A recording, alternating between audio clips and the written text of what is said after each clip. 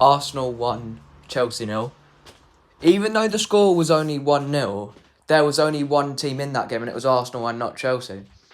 Because Chelsea, they were making it difficult for themselves. They were making stupid passes.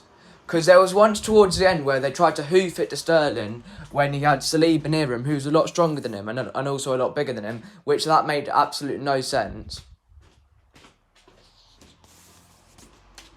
I know Arsenal were very good today, but Chelsea were underwhelming and shocking. And they were lucky to only lose 1-0. Cucurella, I thought, was appalling. The only good Chelsea player was Sterling, because he was the only player that was trying to get things to happen. But every time he passed the ball forward, it was always ending up. He was either giving it to Mount and he was putting it into the box where it was going into Ramsdale's hands, or he was giving it to Havertz and Havertz was doing the exact same thing. Chelsea have had bad luck with attacking players over the last couple of years, because they got Lukaku in, didn't work. They got Werner in, didn't work. They got Aubameyang in just recently, and I don't think that's going to work either.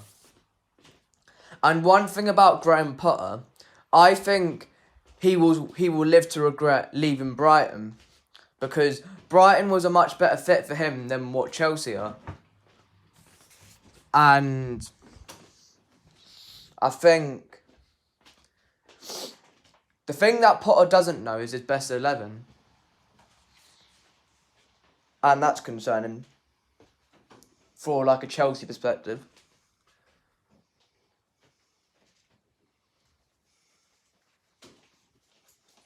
And I think I struggle to see how Chelsea make top four like playing like that, because that's like their fourth loss of the season in the league, is it? First loss at home, but it's like their fourth defeat like overall, because they've lost 3 away games to Southampton, Leeds and Brighton as well. And I struggle to see how Potter lasts at Chelsea for a long time. I can see him getting sacked within the next 12 to 18 months. Because that's just Chelsea's identity. They tend to do that all the time. You've rarely seen with Chelsea in the last couple of years when they've kept a manager for like more than 2 years. And I think they won't get top 4. They might win a cup competition because they tend to be a better cup side than they do over a 38-game season.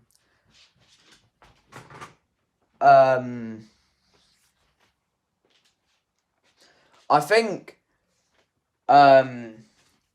if you were making a team of the season from like the season so far, you would put Saliba in it and you'd also put Xhaka in it.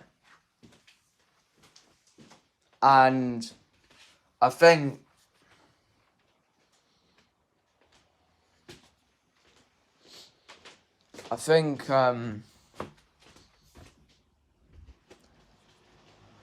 I still don't think Arsenal will win the league, because I feel like the World Cup is something that could affect them.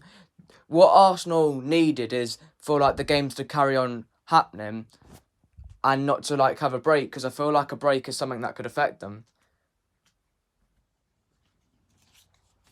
Because it will stop the momentum a bit.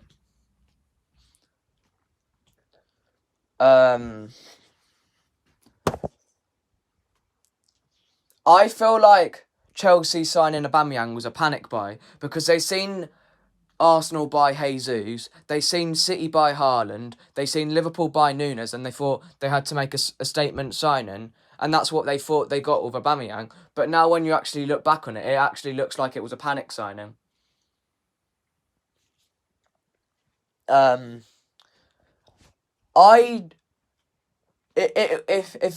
this does happen, it would baffle me, because Mount shouldn't be in the England squad in my opinion. Maddison should be in there over him, because he's had a better season in a Leicester side that's had an inconsistent start to the season.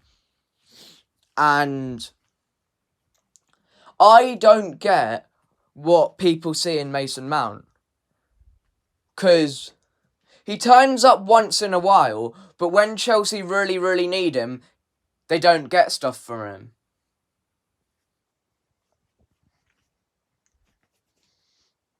And some people say he's the best youngster in the league.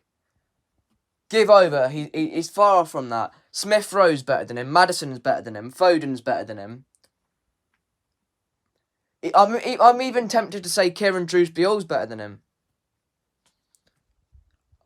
I don't even think he's even a good player. I think he's shit.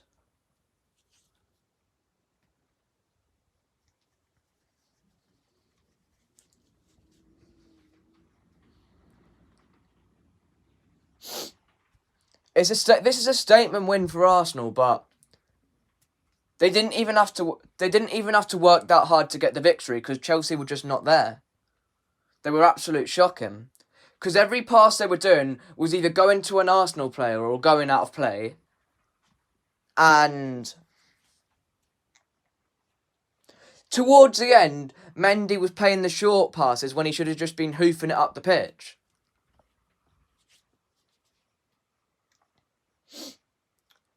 And I'd be surprised if Chelsea make top 4, to be honest. Because Potter doesn't know his starting 11. Because he changes it around too much. And Chelsea look out of ideas. They could still win a cup competition because they're better in cup competitions than what they are in a league season.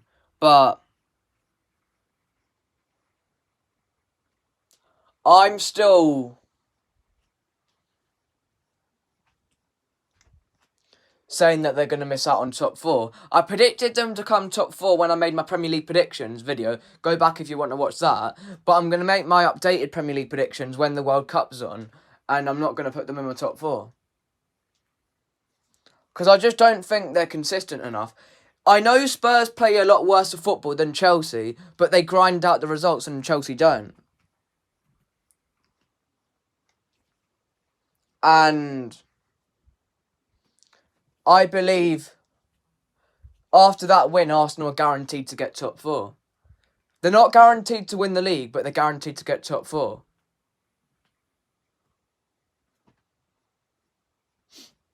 But I think the World Cup's going to be something that's going to affect Arsenal because they needed the momentum to keep on going. But now the momentum's going to stop a little bit because the games are going to stop because of the World Cup. So I think the World Cup could benefit some teams, but it could also not be good for some others because it would affect some teams' momentum, like Arsenal's and say Leicester's. And thanks for watching. Like, share, subscribe. I hope you have enjoyed the video. And I'll see you guys for another reaction for the Liverpool versus Spurs game. I'm a neutral going into that because I hate Spurs and I hate Liverpool. So, if I could have it one way, I'd have it both teams to lose. But obviously that's not possible, so that can't happen.